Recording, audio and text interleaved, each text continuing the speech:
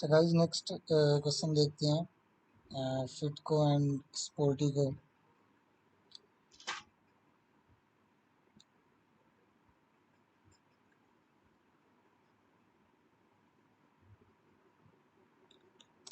और ये दोनों किस सेक्टर में है? स्पोर्ट्स भी है। स्पोर्ट्स का जो सामान होता है ना, स्पोर्ट्स के गियर्स वगैरह जो होते हैं वो है। और दोनों का दिसंबर X0 का P&L गिवन है।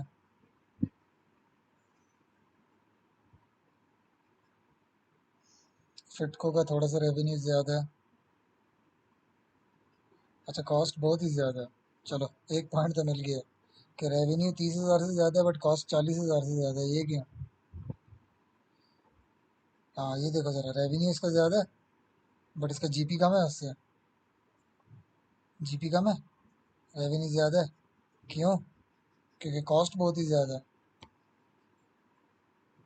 फिर ऑपरेटिंग एक्सपेंसेस भी ज़्यादा है। ऑपरेटिंग प्रॉफिट आ गया, ऑपरेटिंग प्रॉफिट भी कम है इसका। इवन कि इसके पास एक प्रॉफिट भी है, फिर भी इसका प्रॉफिट फ्रॉम ऑपरेशंस कम आ रहा है। सूद तो बहुत ही ज़्यादा है इसका, फिटको का। तो प्रॉफिट बिफोर टैक्स बहुत ही कम है। सीधी सी बात है, फिटको बर्बाद हुआ है इसमें, इस क्वेश्चन में मुझे तो यही नज़र आ रहा है। आगे चलते हैं, ज़रा आगे देखते हैं।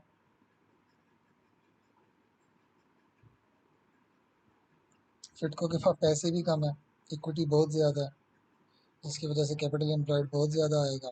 नॉन करंट लाइबिलिटीज़ भी बहुत ज़्यादा है, इसकी वजह से भी कैपिटल एम्प्लॉयड बहुत ज़्यादा आएगा। अब कैपिटल एम्प्लॉयड ज़्यादा तो रोस और एसेट टर्नओवर क्या हो जाएगा? कम। और फिर पेएबल्स, करंट लाइबिलिटियाँ भी बड़ी ज़्यादा हैं, पैसे कम तो करंट रेशो ख़राब आता है। अब करंट लाइबिलिटीज़ ज़्यादा तो करंट रेशो और भी ज़्यादा ख़राब आएगा इसका, फिटको का।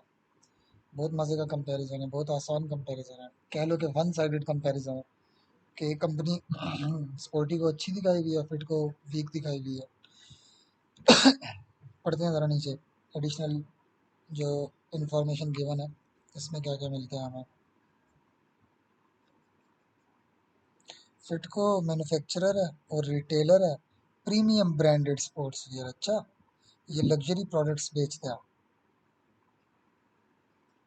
और जो ये ऑनलाइन भी बेचता है और इंटरनेशनली भी बेचता है। तो पहले इसने फिटको के बारे में बताया, फिर स्पोर्टिको है। और स्पोर्टिको मिड मार्केट को बेचता है, सही है, मेरे और आप जैसे बंदे को बेचता है। ये जो फिटको है ना, ये लग्जरी प्रोडक्ट्स बेचता है स्पोर्ट्स वियर की इंडस्ट्री में। और स्पोर्टिको जो है ये मिड मार्केट को, सही है, मिड मार्केट को बेचता है। ज़्यादा इसके एक्सपेंसिव लग्जरी प्रोडक्ट्स नहीं होते। और ये डिपार्टमेंटल स्टोर्स को, अच्छा ये डिपार्टमेंट स्टोर्स एंड ऑनलाइन, तो मैन्युफैक्चरर नहीं है ये, सही है, ये मैन्युफैक्चरर है।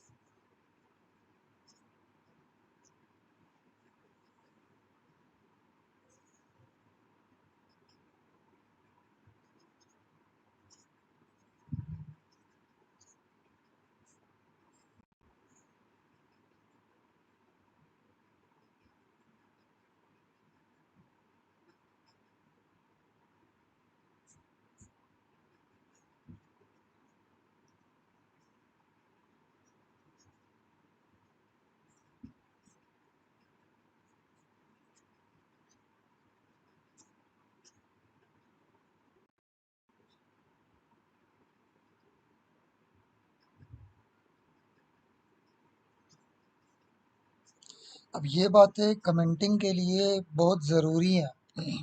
ये बातें कहीं ना कहीं पे एडजस्ट करेंगे हम लोग तो वो नंबर देगा, नहीं तो भूल जाओ कि वो नंबर देगा। तो बस ये बीच में तबसरे में ये बातों को आपने, ये नहीं है कि इन बातों को समझाना है, नहीं, बस इनको आपने हाईलाइट करना है।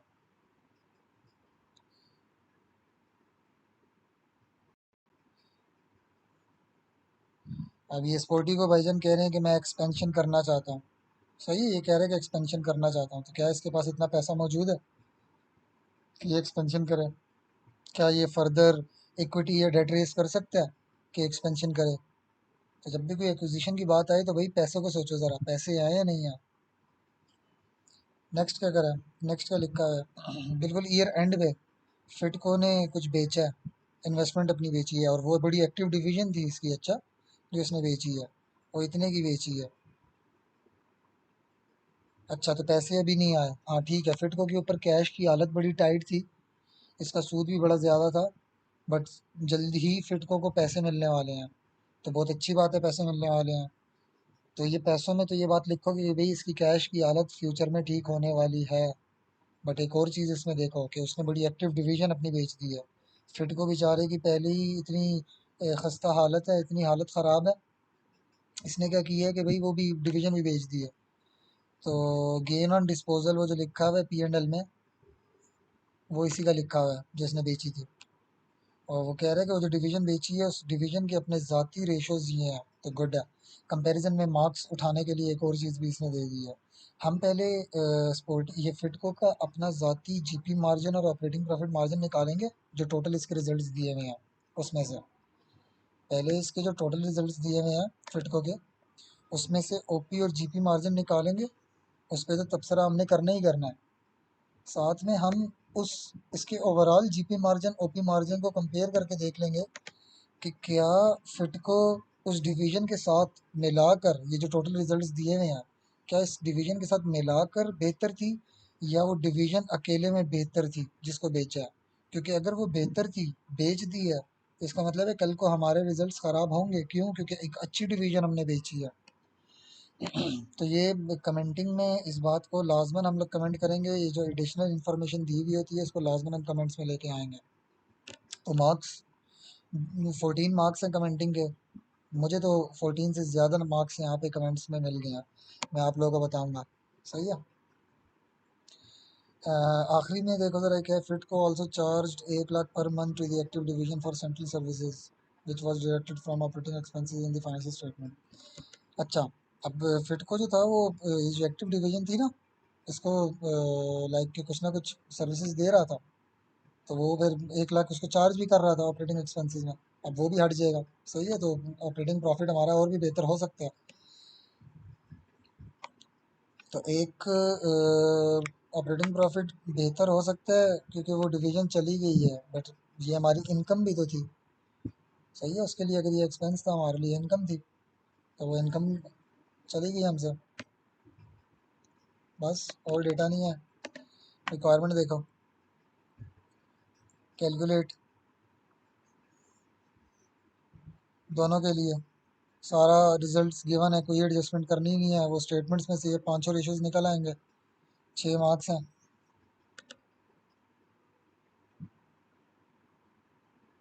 और 14 मार्क्स की कमेंटिंग है, परफॉर्मेंस और पोजीशन दोनों पे। तो देखो ज़रा ये 14 मार्क्स।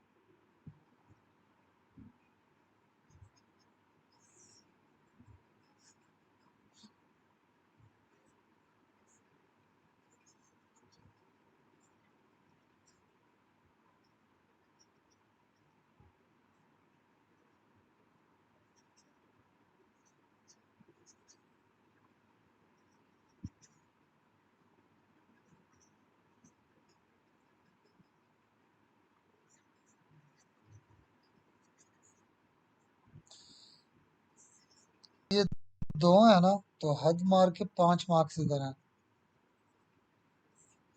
9 मार्क्स इधर हैं। इस 9 में से एक तो रेवेन्यू का हो गया,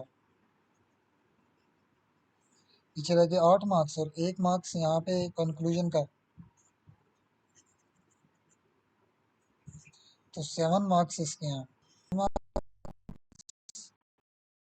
5 मार्क्स। जो रेशोज होंगे ना, रेशोज, इनको तुम लोग 12 मार्क्स एलोकेट करोगे, सही है, 12 मार्क्स, और बाकी 1 मार्क्स कंक्लूजन, 1 मार्क रेवेन्यू का। लिखते हैं इसका आंसर, पहले मैं इसके वो रेशोज दिखाता हूँ तुम लोगों को। रेशोज में डायरेक्ट कॉपी पेस्ट करूंगा और आंसर तुम लोगों को बताऊंगा कि आंसर किस तरह लिखना है। आंसर लिखने की प्रैक्टिस करो तो वहाँ पे एज मच एज पॉसिबल तुम लोग मार्क्स ले सकते हो।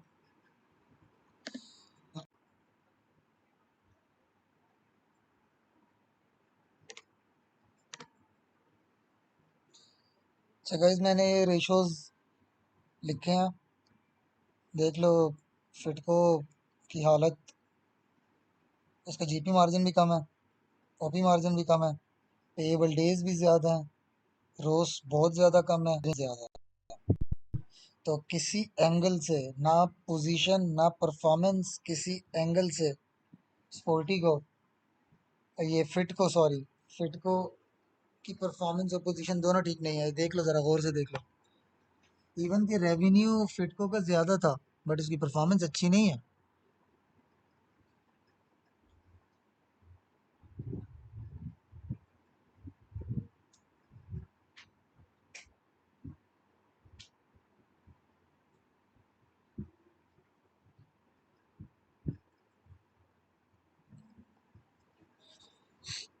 अच्छा, कमेंटिंग करते हैं।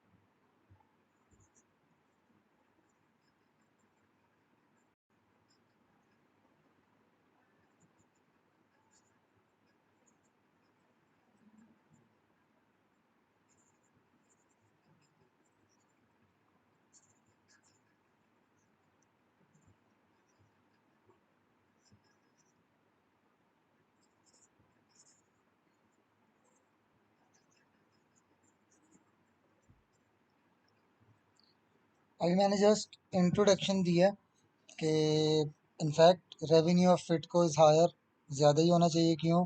As it is selling premium branded products जो कि हाई मार्जिन पे बेचे जाते हैं। और on the other hand Sportico has lower revenue. बेशक उसका लोअर रेवेन्यू है, आप लोगों ने देखा है ना ऊपर कि फिटको का रेवेन्यू ज़्यादा था, 250,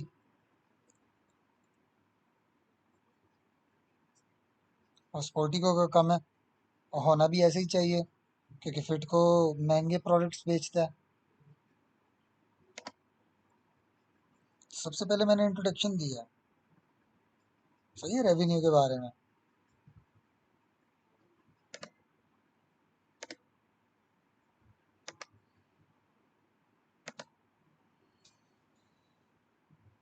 अब आते हैं ग्रॉस प्रॉफिट के बारे में।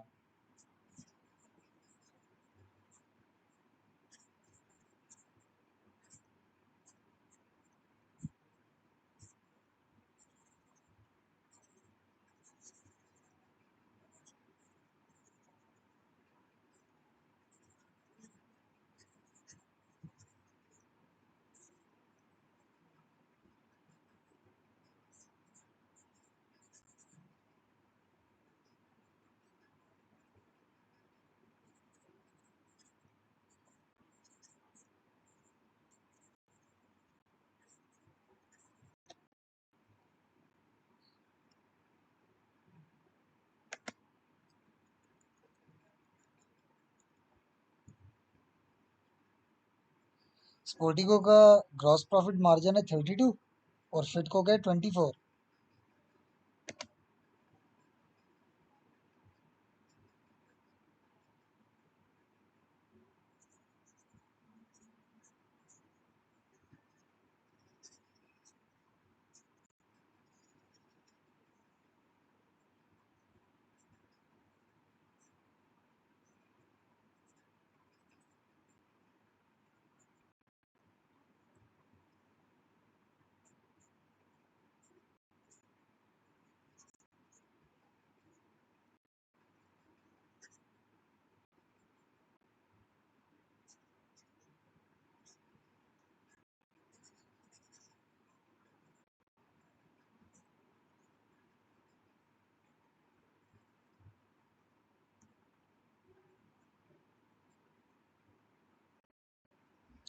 ये मैंने इंट्रोडक्शन दिया इन दोनों के ग्रॉस प्रॉफिट मार्जिन का इंट्रोडक्शन।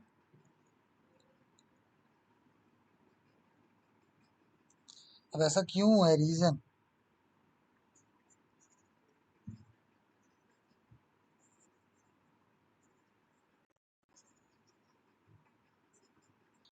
ऐसा क्या रीजन हुआ है कि रेवेन्यू ज्यादा होने के बावजूद फिटको का ग्रॉस प्रॉफिट कम आया? देखो इधर गौर से, मैंने उस वक्त एक बात बताई थी कि रेवेन्यू बेशक फिटको का ज्यादा है, बट कॉस्ट में फर्क देखो जरा। अब रेवेन्यू में फर्क 30 का है, बट कॉस्ट में फर्क 40 का है। इसीलिए ओवरऑल जो है ना ग्रॉस प्रॉफिट इसका गिर रहा है फिटको का। तो ये बात मेंशन करो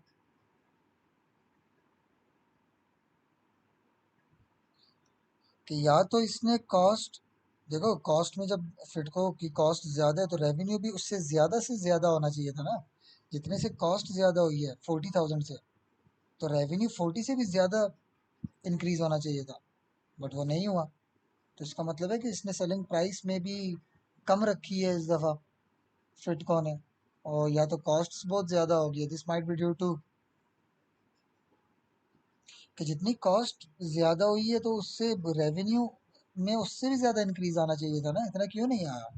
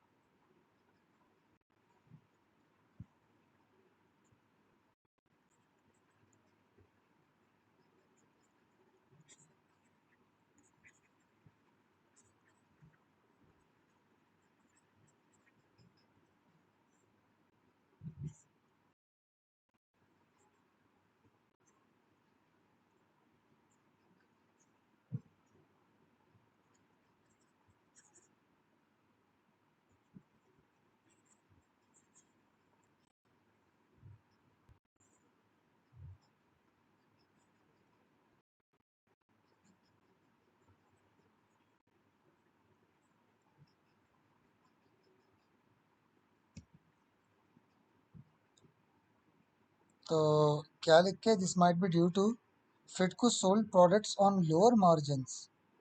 इसने कम मार्जिन पे बेचे हैं, क्यों? क्योंकि इंक्रीज इन रेवेन्यू, जितने से रेवेन्यू बढ़ा है वो कम है। Increase in revenue is less than increase in cost of sales, क्योंकि कॉस्ट में जितना फर्क है रेवेन्यू में इतना फर्क नहीं है। इसीलिए ओवरऑल जीपी मार्जिन कम हुआ।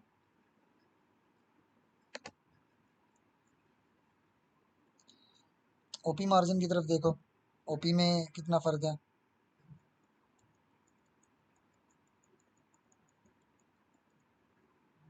14 और 10। अब जीपी मार्जिन में बहुत ज़्यादा फर्क था, ओपी मार्जिन में इतना फर्क नहीं है। ये क्यों? इसकी वजह से। सही है, इसकी वजह से। और एक और भी रीज़न थी, एक तो प्रॉफिट ऑन डिस्पोजल आया हुआ है, एक तो प्रॉफिट ऑन डिस्पोजल आया हुआ है। एक और भी चीज़ है, फ्यूचर में एक और भी मसला हो सकता है कि वो जो 1 लाख पर मंथ आता होता था इस डिवीजन से, वो नहीं आएगा अब। हम ये जो इस डिवीजन से 1 लाख फिट को लेता होता था, अब वो डिवीजन ही बेच दिया। अब वो किसी और को दिया करेगा वो 1-1 लाख पर मंथ। तो वो जो 12 लाख है, 12 लाख सालाना इस दफ़ा आया हुआ तो है, अगले साल से नहीं होगा। इस पे भी तबसरा करेगा कि एक तो अगले साल इसका ओपी मार्जिन फर्दर ख़राब हो, अगले साल इसका ओपी मार्जिन फर्दर ख़राब हो जाएगा, क्योंकि वो 12 लाख तो अब मिलेंगे ही नहीं उससे। इस दफ़ा तो मिले हुए, अगली दफ़ा नहीं मिलेंगे।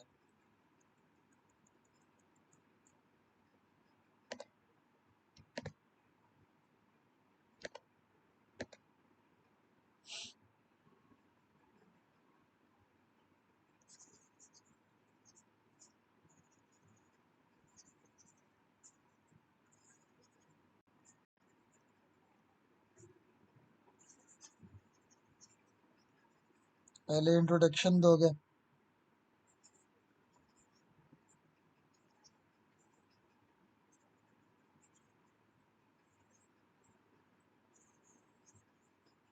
ये मैंने डेफिनेशन ली ऑपरेटिंग प्रॉफिट की, ऑपरेटिंग प्रॉफिट मार्जिन की। Sportico was able to earn 14.5% operating profit as compared to sales. Operating profit divided by sales, यही फार्मूला होता है ना ऑपरेटिंग प्रॉफिट मार्जिन का।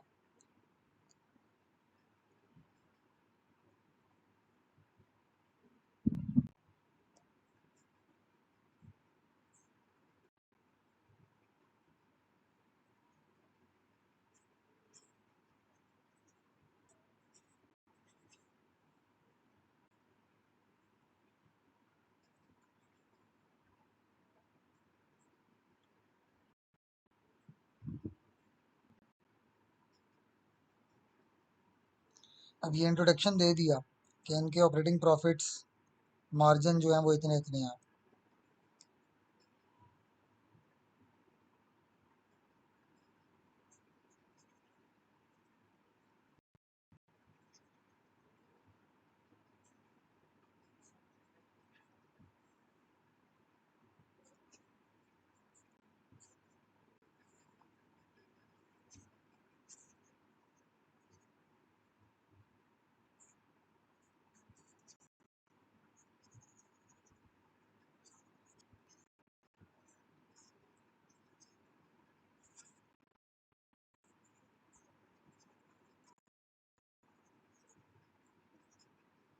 तो सबसे पहले इसमें ये बताना है कि this is due to the fact. देखो, फिटको का ऑपरेटिंग प्रॉफिट मार्जिन क्यों कम आया? क्योंकि फिटको का जीपी मार्जिन भी कम था। तो पहले ये बताओ कि भाई जीपी मार्जिन कम था, इसीलिए ओपी मार्जिन भी कम आया, as discussed earlier.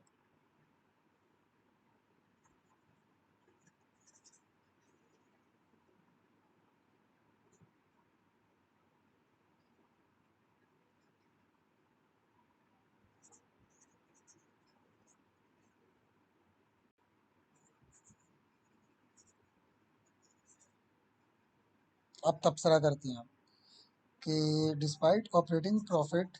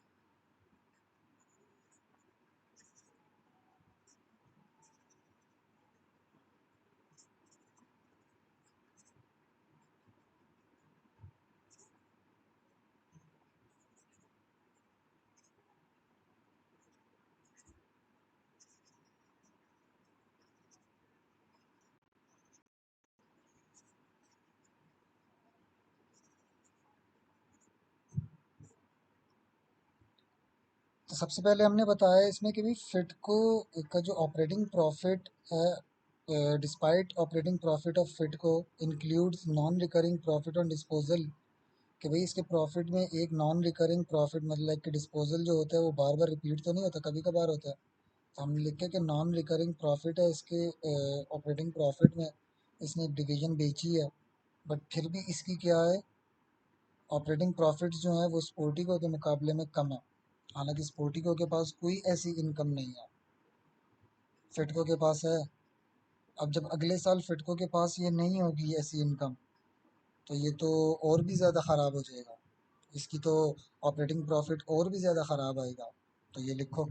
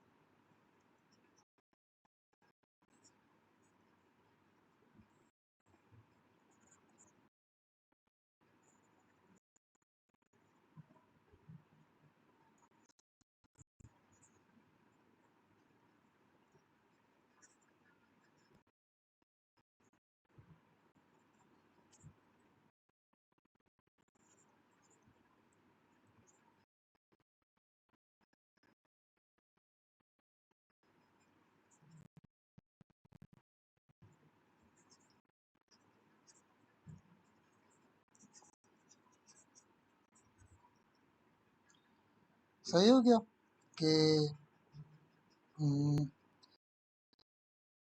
as the disposal of active division is non-recurring event, means its profit will not be available in future periods, which will further deteriorate its operating profits या operating profits of Fitco.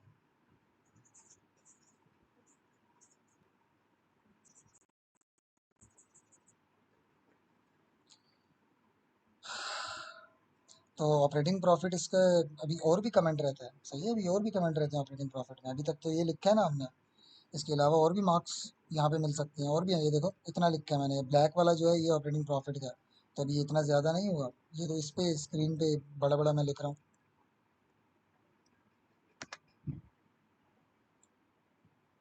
ये देखो अ,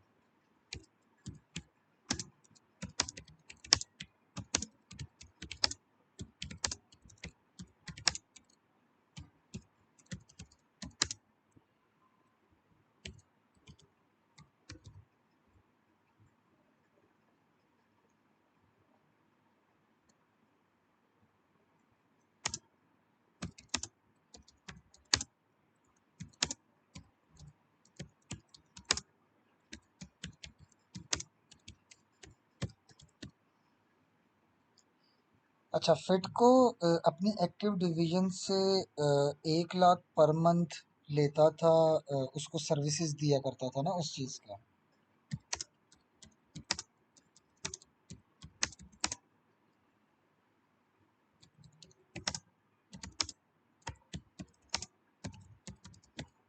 तो वो तो हमें future periods में अब नहीं मिलेगी।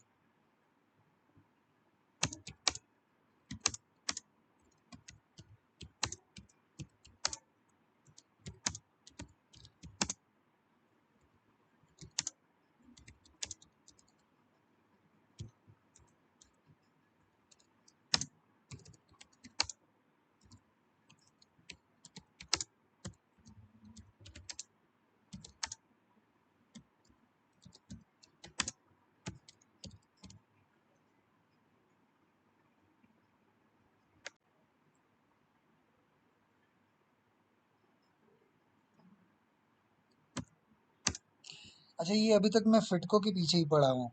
थोड़ा सा ऑपरेटिंग प्रॉफिट के बारे में स्पोर्टिको के भी बात कर लेते हैं।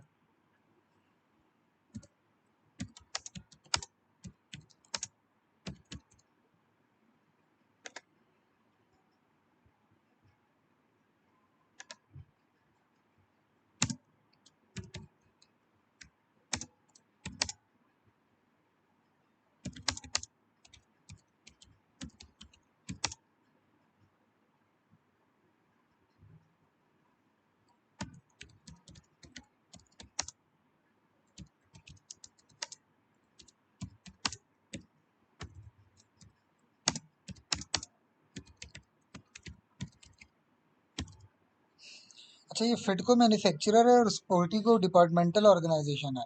इससे क्या होता है? भाई जो मैन्युफैक्चरर है ना, उसने मशीनें वगैरह लगाई होंगी, लेबर्स रखे हुए होंगे, और दूसरे ने तो सिर्फ वेयर हाउस बनाकर बस बेच रहा है स्पोर्टिको। फिटको ने तो मैन्युफैक्चरर है, उसने तो मशीनों को मेंटेन करके रखना, लेबर्स, उनकी वेजेस, सही है, और बाकी ओवरहेड्स।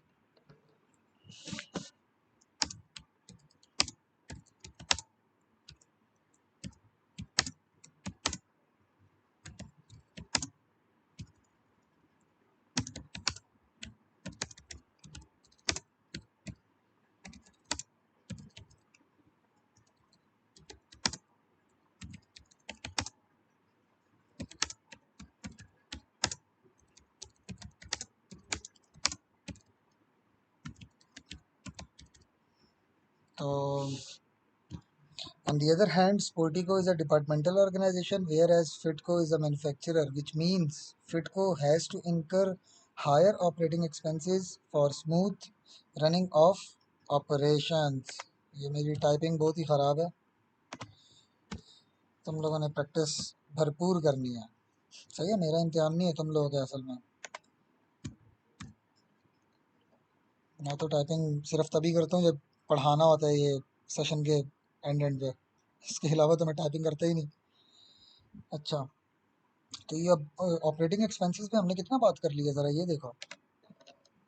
ये इधर ये जो ब्लैक में था, ये भी, ये देखो ज़रा, खैर ये इतना नहीं है, सही है। और ये इसके अलावा भी, तो ये 3 नंबर तो ये बनते ही बनते हैं। सही है, ये देखो ज़रा कितना लिखा है। अच्छा, इसके बाद चलते हैं आगे, ऑपरेटिंग एक्सपेंसेस के बाद रोज पे।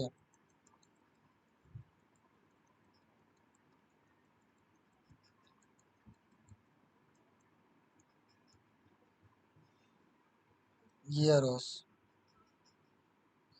उसका है 43, इसका है 19। ओहो हो, अब ऑपरेटिंग प्रॉफिट में तो इतना फ़र्क था नहीं, तो ये रोस में इतना फ़र्क कैसे आ गया? तो रोस में भाई कैपिटल एम्प्लॉयड भी होता है, तो कैपिटल एम्प्लॉयड देखो ज़रा। ये है, इसकी इक्विटी बहुत ज़्यादा, इसके नॉन करंट लाइबिलिटी भी बहुत ज़्यादा। बात समझ आई नहीं है? देखो इधर ज़रा।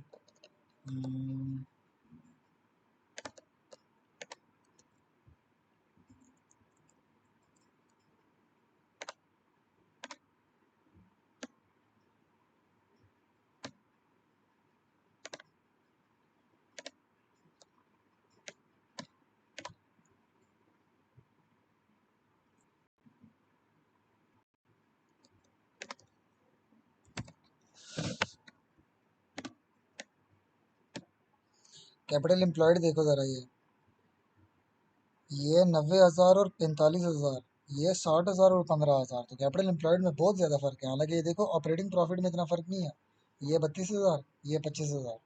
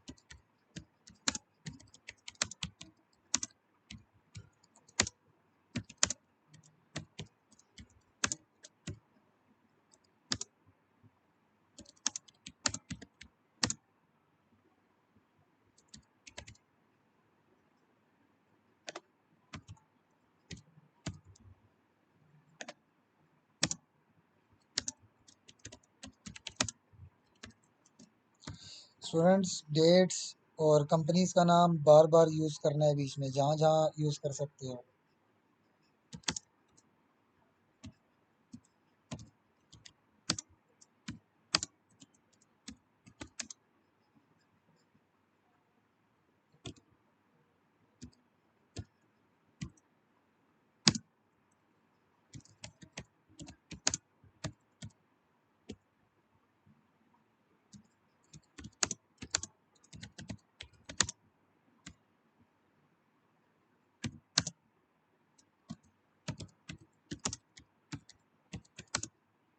ये मैंने इसकी डेफिनेशन लिखी है। Sportico earn 42.7 operating profits as compared to capital employed. ये रोज की डेफिनेशन है।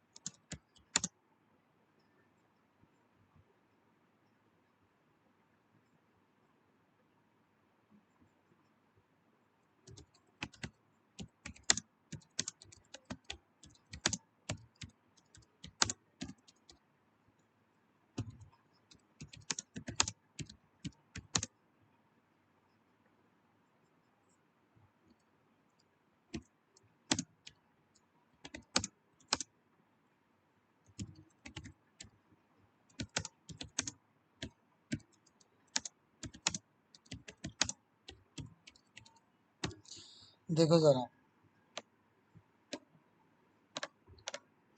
This is partially due to reduce operating profits of FitCo. हमने कहा है कि भाई रोज जो कम है, रोज में जो इतना डिफरेंस है इन दोनों कंपनीज के, वो किस वजह से है, वो किस वजह से है? ऑपरेटिंग प्रॉफिट्स एक के कम है, एक के ज़्यादा। वो तो हमने ऊपर मेंशन भी कर दिया,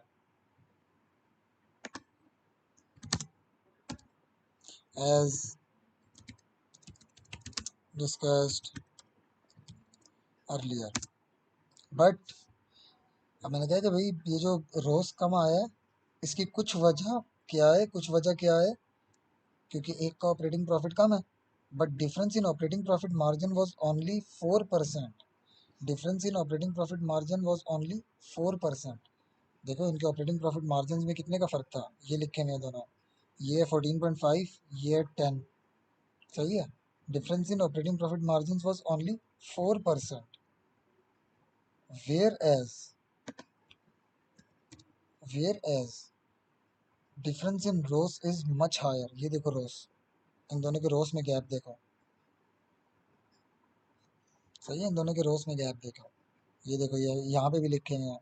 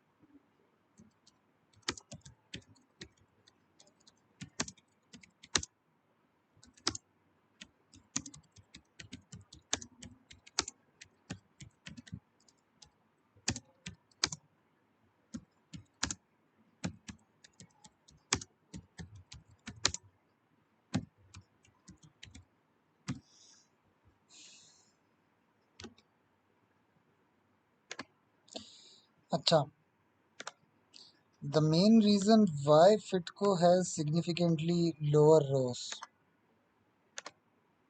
क्यों उसका रोस कम है? Is due to higher capital employed. सही है, यहाँ पे लिख भी सकते हो।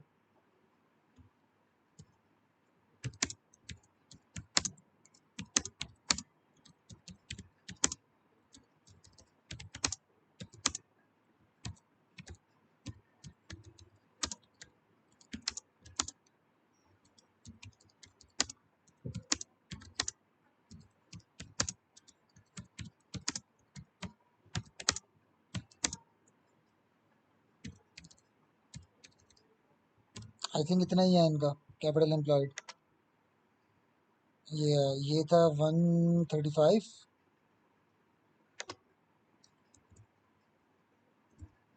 और इस दूसरे का था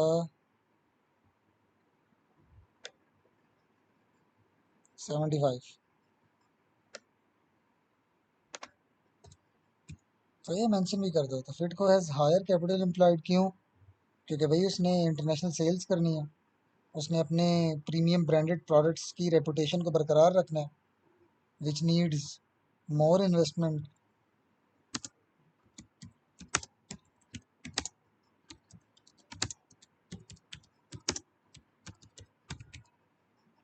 सही, which needs higher capital employed. और नंबर लेने के लिए लिख दो कि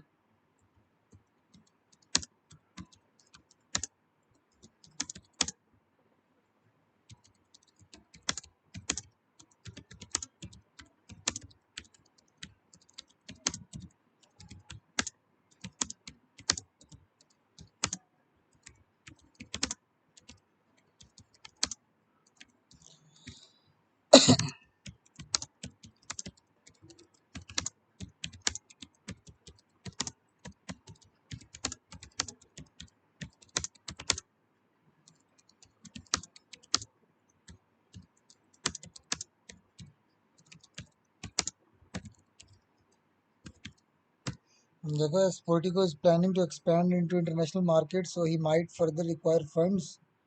उसको और पैसे चाहिए होंगे। तो पैसे जब चाहिए होंगे तो क्या होगा? Which will increase its capital employed. जब वो नए पैसे लेके आएगा या तो इक्विटी या डेट के थ्रू Sportico, तो कैपिटल एम्प्लॉयड दोनों ही बढ़ा देते हैं। जब इन्वेस्टमेंट बढ़ जाएगी फ्यूचर में, तो उससे भी क्या हो जाएगा, उसका रोस फ्यूचर में कम। क्योंकि अभी तक हम लोग फिटको के पीछे ही पड़े हुए थे, तो Sportico के भी फ्यूचर में क्या मसला आ सकता है उसको भी हाईलाइट कर दो।